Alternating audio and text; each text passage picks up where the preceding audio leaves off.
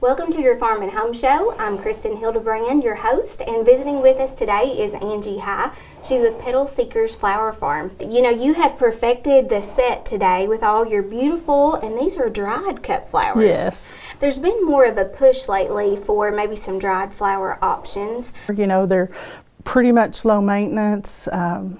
And they will last for a long time, and they fit in, you know, a natural element in the home that will fit into most anyone's home. Yes, I love the dried flower option too, because these flowers really do last a long time. You know, a lot of times with cut flowers are still beautiful in the fresh form, but when you look at the longevity of the dried, you know, it does kind of have that beautification there too. Every cut flower is probably dried a little bit differently. Is that correct?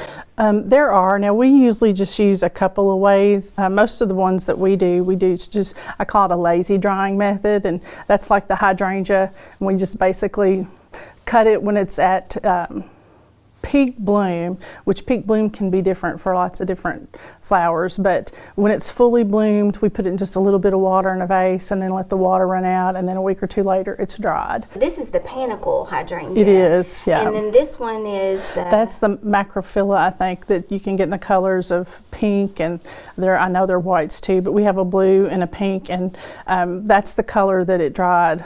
I was going to say, it looks like a true blue flower, and that's why I asked you a little bit ago, did you actually, you know, use some food coloring or anything? No. Color. We don't color anything. Everything is natural. The color you see is the color that it was when it dried. Did they used to be white and now it's kind of taken on more of that brown color? It did. This is a little limelight hydrangea, and as it starts to bloom, it'll get that creamy white color, and then it shifts over to like the lime. I guess that's what gave it its name.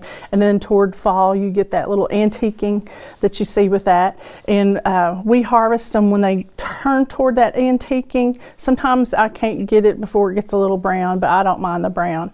But it just kind of goes through that process. It's really a beautiful process to watch, though. And you have a nice display here of other dried options. Is this the eucalyptus here? Yes, this is some eucalyptus. Eucalyptus is just a wonderful plant that you can dry, and it retains some of its fragrance too. A lot of people use it for lots of different things, but we just kind of let it dry the lazy method, you know. So the same type of system or way for this. I gotcha.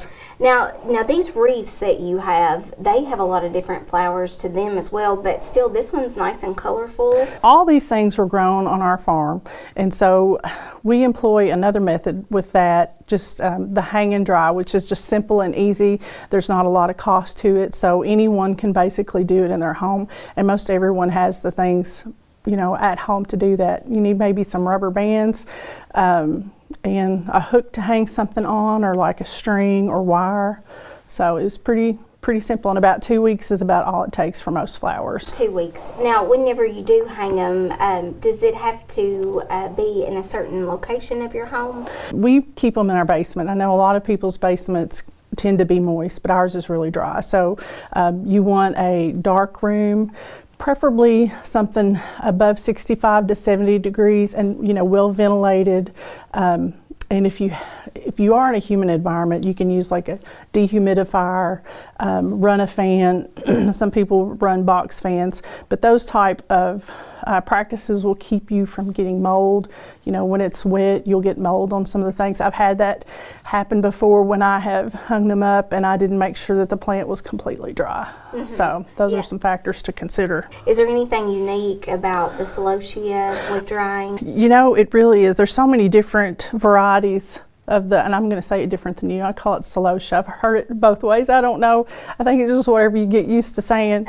The light color is a flamingo feather celosia, which I absolutely adore, but it is so brittle. And some of the other celosias are not as brittle. What you may notice when you're harvesting those, if you can get it before they are all completely bloomed out, because they will spill their seeds, and a lot of times I still have seeds everywhere. But like you said before, the stage that you harvest a lot of these things are a lot different. And so if you have any questions whatsoever about drying cut flowers, make sure to get in touch with your local extension office, and we hope to see you again next time.